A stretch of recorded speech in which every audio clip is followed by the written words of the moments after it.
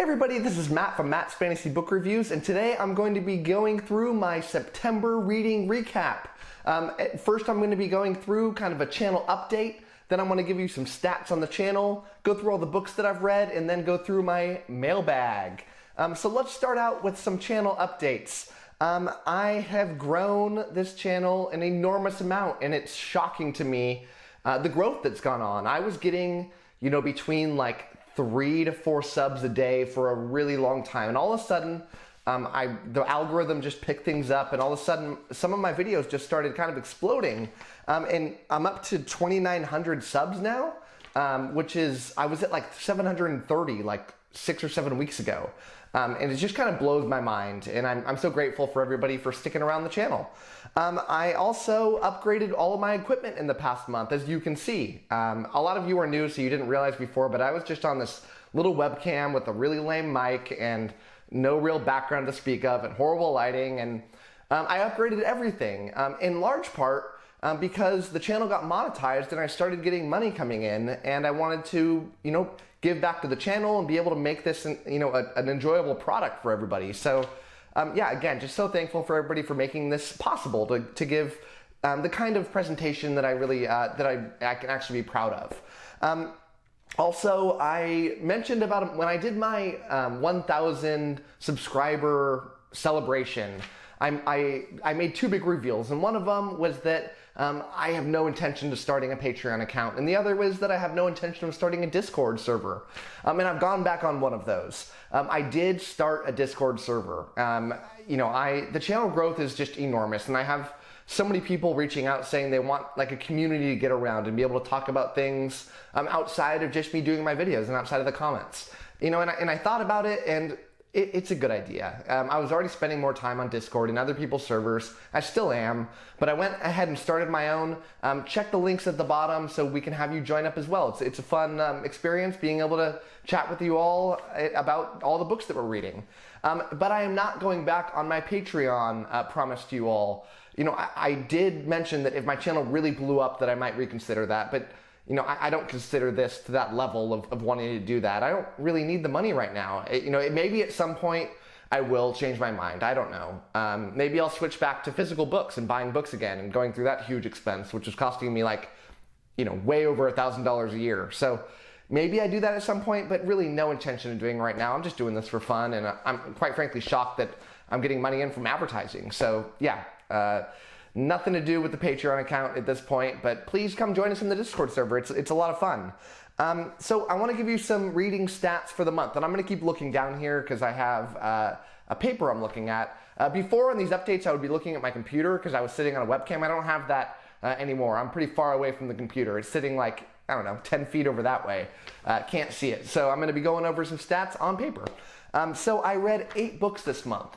This was a rather slow month for me, actually, in part because I was trying to build up this channel and really make the presentation right. It took a lot of learning to figure out how this camera works, how to make everything look nice. I've never bought a camera before. I've never done lighting. I've never done any of this. So I had to do a lot of research and figuring out how all this stuff works.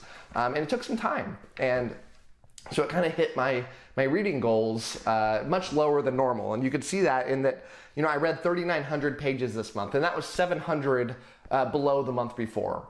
And, that's not an enormous jump down, but yeah, I'm pretty typical in that, close to 4,000 range. And I wasn't even close to that or close to like 4,500 range. And yeah, I was off that by a significant margin.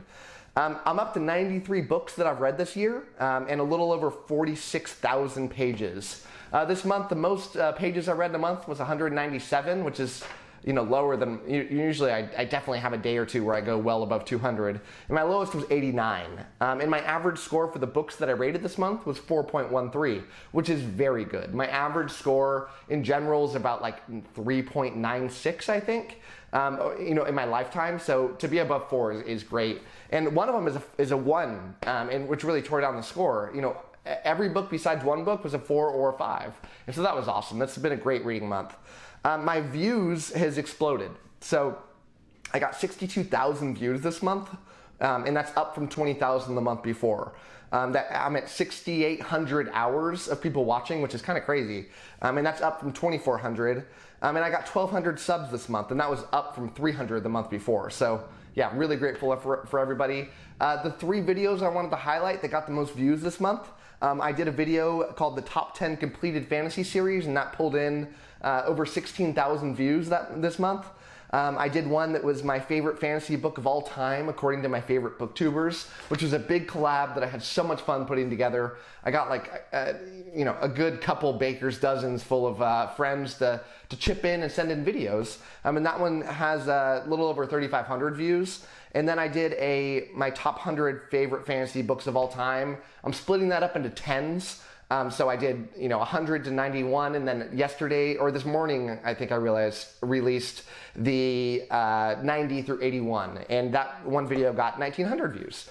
So yeah, thanks everybody for continuing to support the channel. So let's go over the books that I read and give you some information about those books. So the first book that I finished was Assassin's Fate. This is in the last book in the realm of the Elderlings by Robin Hobb. I predicted that this would get a 5 out of 5, and I did give it a 5 out of 5. Oh, I love this book. Check out the review if you want to see it. But I almost got a little emotional doing the review, because finally this journey is at its end, and it ended in such a beautiful way. Not the most heartwarming ending in the world, and I wouldn't want it to for a series that has put me through so much pain. But it was the right ending, and it made me feel kind of complete with these characters. I felt like the story arcs finally came together for everybody, and I just loved it so much. And my experience with Realm of the Elderlings was magical. That series is absolutely a top series for me of all time, and I highly encourage anybody who wants to get into a series that's going to make you feel some feelings. Check out that series. If you want a series that is going to be a masterclass in character work, check out Realm of the Elderlings, I plead you. And I predicted that I would finish that book on the 5th, and I actually, at that point, I was early. I finished it on the 3rd. And this is the second best book that I read that month. Then I read In the Shadow of Lightning. This is part of the Glass Immortals series. This is a new series by Brian McClellan. He is famous for the Powder Mage series. I predicted that I would give this a 3 out of 5. I saw some ratings from people that were tanking those scores, and I was worried. But I actually gave it a 4 out of 5. I liked it quite a lot. It wasn't quite the Powder Mage for me. It didn't have that huge, sprawling, epic fantasy feel that I'm used to. But I did enjoy it. It did kind of have a mystery plot to it, but it wasn't the core to it. I enjoyed the multi-POV aspect to it. The magic system is really fun. The character work is really good. I like a lot of things about this series, and it's making a very promising entry to this series. I gave it a 4 out of 5. I predicted that I would finish it on the 10th, and I finished it on the 11th. And this is where the delay begins. Then I read Jade City. This is the first in the Greenbone Saga by Fonda Lee. I predicted that I'd give it a 5 out of 5. I just kind of knew that I'd love this book, and I did. I gave it a 5 out of 5. It's so good. This analogy probably comes up all the time for this book, but it is, a Asian-inspired fantasy Godfather. And I love The Godfather. I love fantasy. Asian-inspired books are awesome. It just created such a wonderful experience for me. And you have to check this book out. I don't know that I've ever talked to somebody that didn't like this trilogy. Literally ever. Every single person I've talked to has liked this trilogy. And if you're out there, leave a comment. If you didn't like this trilogy, let me know why. But man, I'm obsessed with it. I can't wait to continue. And I predicted I'd finish that on the 9th, and I was delayed until the 12th. Then I read Orconomics. This is the first in a 2-part series called The Dark Prophet by Zachary Pike. And I predicted I'd give it a 5 out of 5, and I did give it a 5 out of 5. I have heard so many good things about how funny this series is, and it was. It's one of the funniest books I've ever read in my life, and this is coming from a big Terry Pratchett fan, but this is funnier than most Pratchett books. It's so witty. It's this awesome parody on capitalism. And I'm not some capitalist hater at all, but it's such a fun way to look at economic collapse and the greed of people, and playing with common fantasy tropes, but in a fun way. And it had me crying and laughter in multiple scenes. One of the scenes involving some orcs, I've never laughed harder in a book than I laughed during that scene, ever. And that's not hyperbole, that actually happened.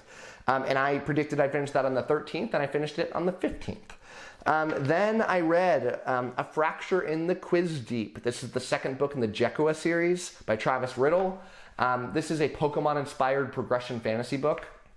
And I feel like I'm the big, rah-rah guy for this book because nobody I know has read this book.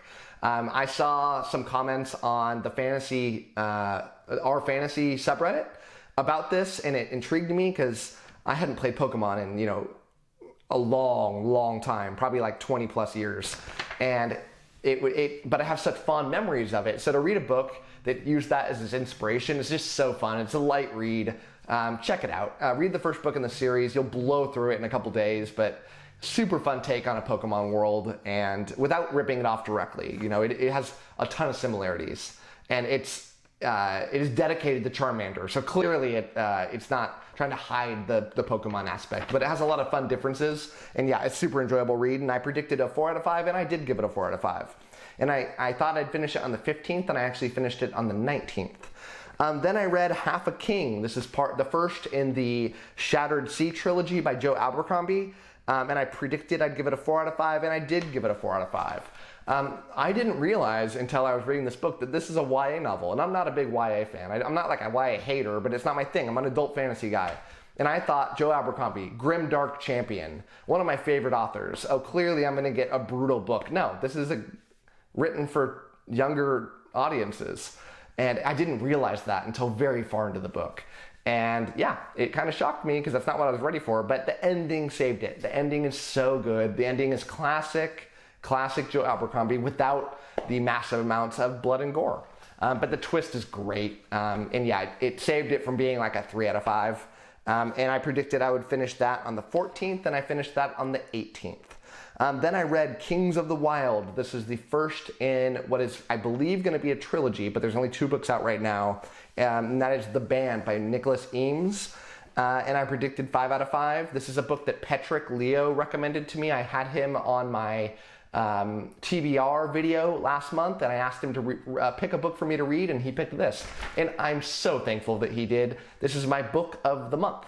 I loved every single thing about this book. I cannot make one criticism because it's perfect. It is very funny, very smart, such a fun twist on a normal rescue story. You've got these aging heroes that are here for one last hurrah. It makes this awesome parody on 70s rock, which is just so fun. This is one of the most fun books that I've ever read in my entire life, and I urge you to pick it up. You don't have to be into 70s rock to like it either. If you are, it's a nice bonus, but you'll enjoy it no matter what, I almost guarantee you. And I predicted I'd finish that on the 20th, and I finished that on the 24th. Then I read Gideon the Ninth, and this is part of the Locked Tomb series by Tamsyn Muir, and I predicted a 4 out of 5, and I gave this a big old fat 1. I hated this book. Nothing about it worked for me, and I get the people that like it, that I get the things that they liked out of it, but they're not my thing. I don't like mysteries, I don't like horror books, I don't like sci-fi as much as fantasy. With some exceptions to all those things, but you combine them, and it had like this super angsty first-person perspective, and I don't like that personality type, and every single thing about this book I hated, and I actually got 95% of the way through and did not finish it. I was like, what, is this book really going to get saved the last 5%? Why do I have to go through another hour of this when I could be reading Jade War, which I immediately picked up afterwards. I'm not done with it yet. But yeah, that was a big inspiration to me for quitting that book, knowing that I had an amazing book that I could pick up right afterwards. And I predicted I'd finish that on the 20th, and I finished it on the 27th. So I was a week behind in all my predictions. But overall, outside of that Locked Tomb, Gideon the Ninth travesty of a reading experience, I had a great reading month. So before I wrap up, I want to do a new thing here. With the growth of the channel, I now have a lot of authors reaching out to me asking me to read their books. And I'm not really, if you've seen the way that I plan out my reads, I plan out my reads like way over a year in advance. I'm super OCD about my reading, and I don't have time to insert a bunch of books into that reading unless, it's some brand new, really awesome, hyped up book. I just don't. And I've had a lot of bad experiences reading books that authors have sent me. So I'm doing a new thing, and I'm copying my buddy Bryce over at Shelf Centered. If you haven't subbed his channel, stop watching this video right now. I forgive you. Just stop. Go sub his channel. You can come back if you want or not, or just go watch all his stuff.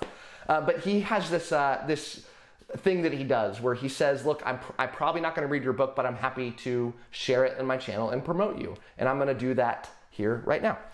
So I got 4 books this month, and I want to read the little blurb on them and show them to you. So the first is The Tomb of Heron. This is part of The Keeper Chronicles by Damian Francis, right here. And let's read the synopsis.